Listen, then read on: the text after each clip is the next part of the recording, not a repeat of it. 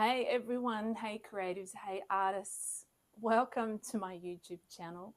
Last week I spoke about resistance and why pushing through is not a great idea.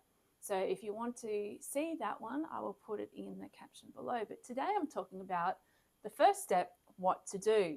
And this week I came up with the cutest analogy. Is it an analogy? An acronym. One of those. And when I wrote it out, these 4 steps I have for you today, 4 steps of what to do when the creativity has left the building, when you've just got nothing left, where it's not working for you, and you're in that position where you either stop and leave and abandon it, or you think you've got to push through. No. So here's what to do in that moment. And as I was writing these 4 steps down, and then I noticed it created a word, and I got really excited because that is easy to remember. And it's called PIER, P-I-E-R.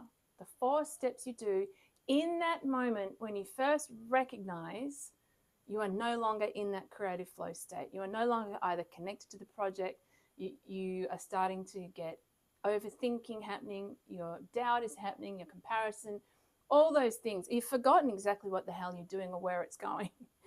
In that moment, before you get up and leave or start to push through. Now remember, pushing through isn't necessary. It's not cool. It's like when you want to have an argument with someone and you're really angry and you're holding this ball of anger and you haven't processed it. You haven't sat with it and worked out what is going on. And you just lash out at the people around you, or you spray that energy everywhere, and it ruins everything. It ruins everything. And we're always taught never ever behave from a poor space or a negative space, or what we would say in the yoga tradition, a contracted space. So then why would you paint or sing or dance or create from that space? So this is where bringing some spiritual wisdom in is going to transform the practice for you.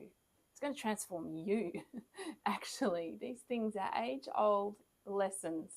And this technique I'm going to share with you now, these 4 steps, simple 4 steps, you'd go, oh, that's no-brainer. Yeah, but they take a little bit of learning.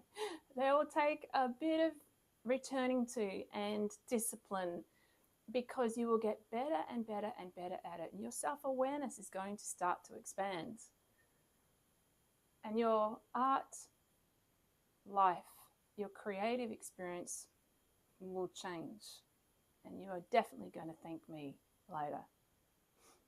So, PIER. We'll get to what that stands for. But the other thing I really loved about that is here's the analogy of being out at sea. It's that feeling of being out at sea, of being far away, disconnected from your art, from your creativity. And you get on the pier and you walk back. It connects you back to land. It connects you back to your center, let's say, or it connects you back to your creative process. So step 1, P, is pause. So I'll say them: pause, inquire, expand, return. Pause, inquire, expand, return. There is an entire, I'm going to use the word yoga or discipline, an action thing to follow, a flow of amazing steps to follow that will require your skillfulness. Okay, so let's start with P, pause. Now, pause is not get up and go for a walk. I'm highly all for that, by the way, and often that can be the one thing you need.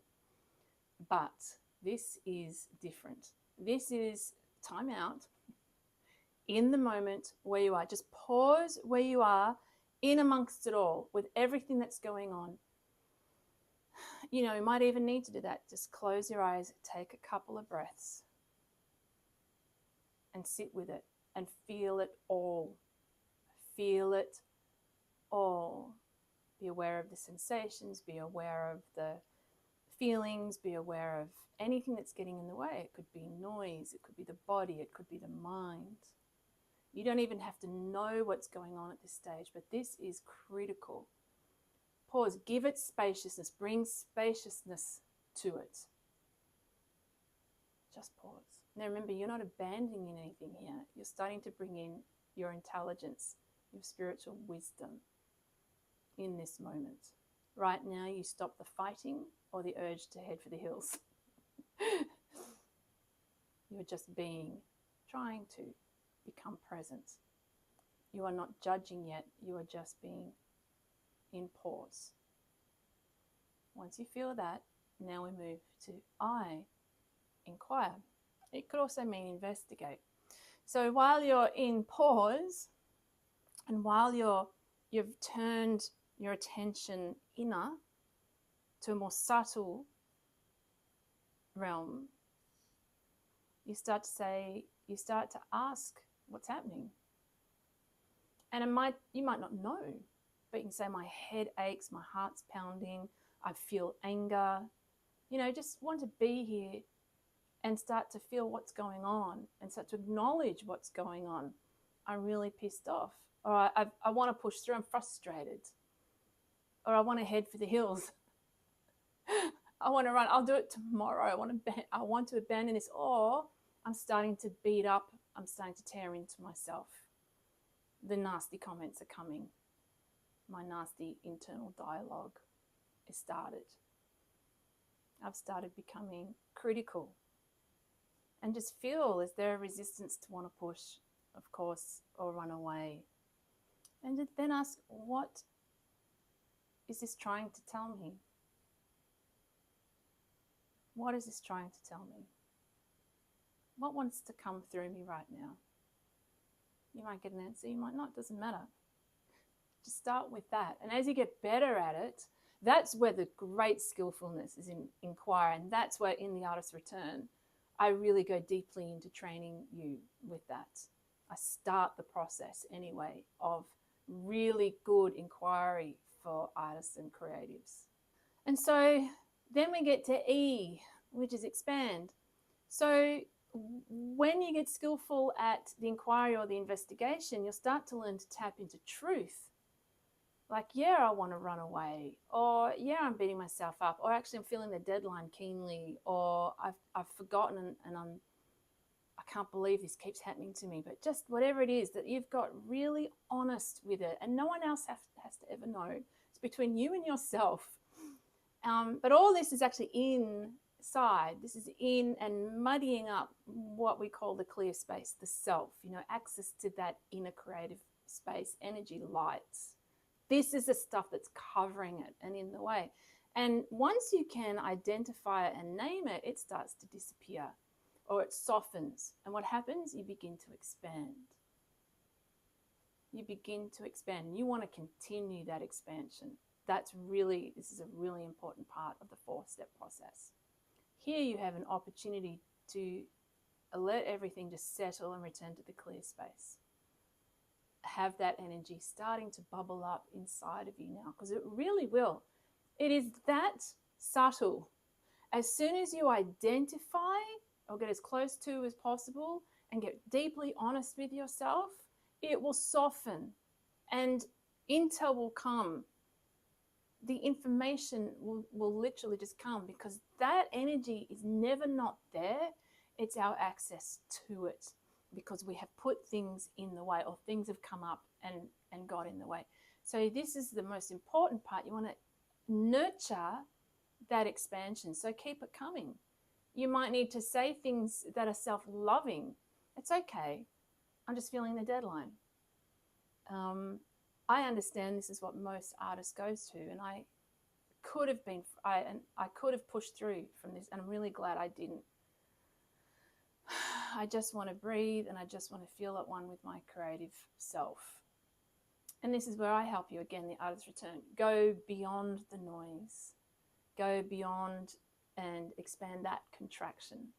So we want to expand it. We want to expand that area and that feeling. And of course, then what starts to happen?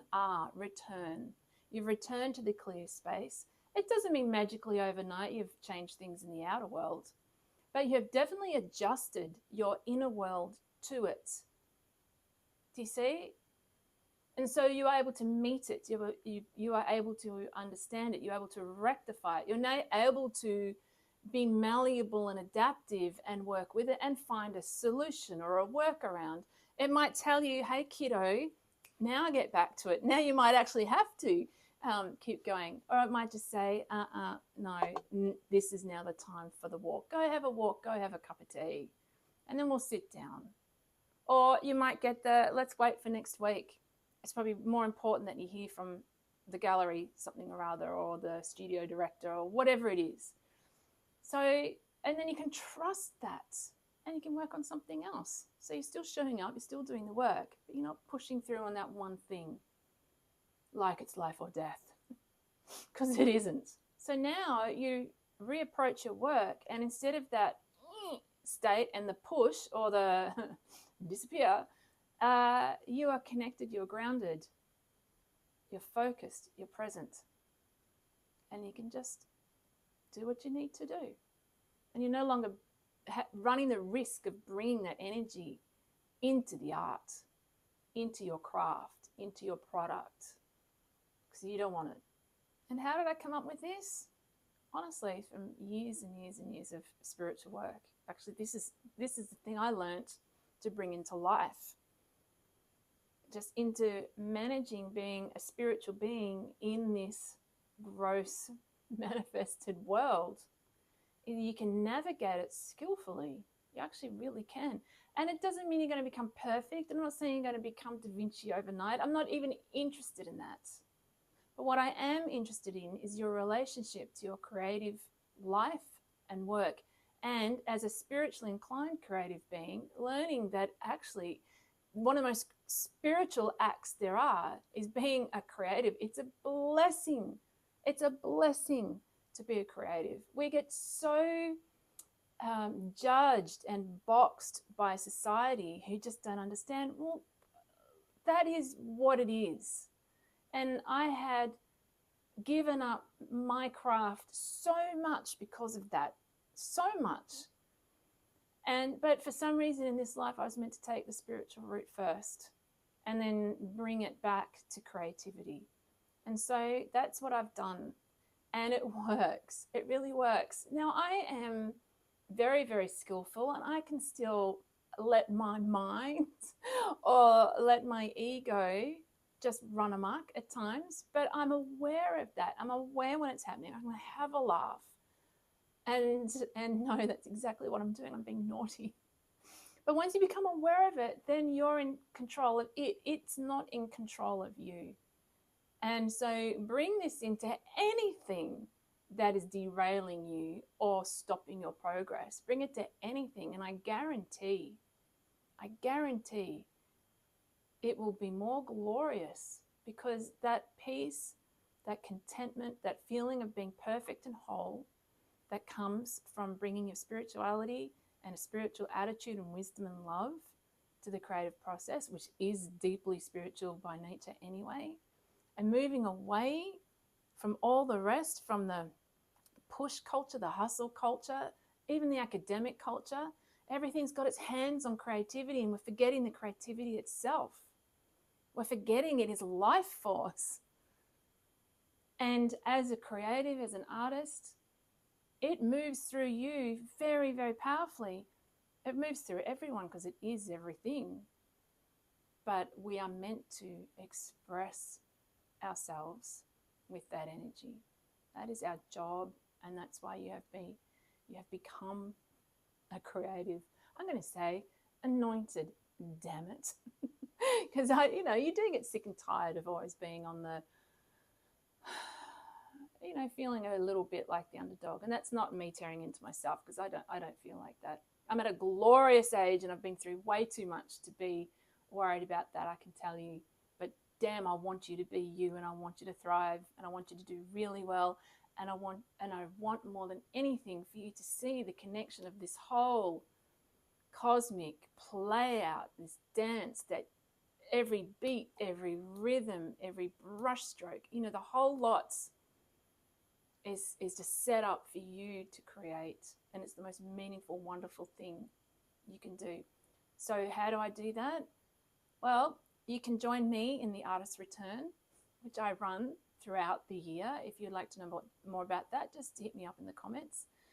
I'll put my email address below so you can email me as well.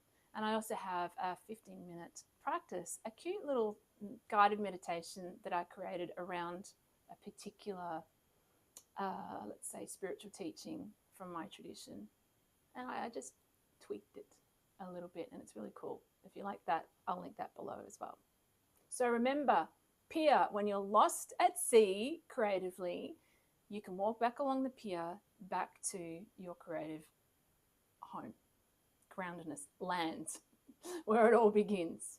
So you see, there is so much more to just mindset and psychology. And if you're a spiritually inclined creative, then this is for you.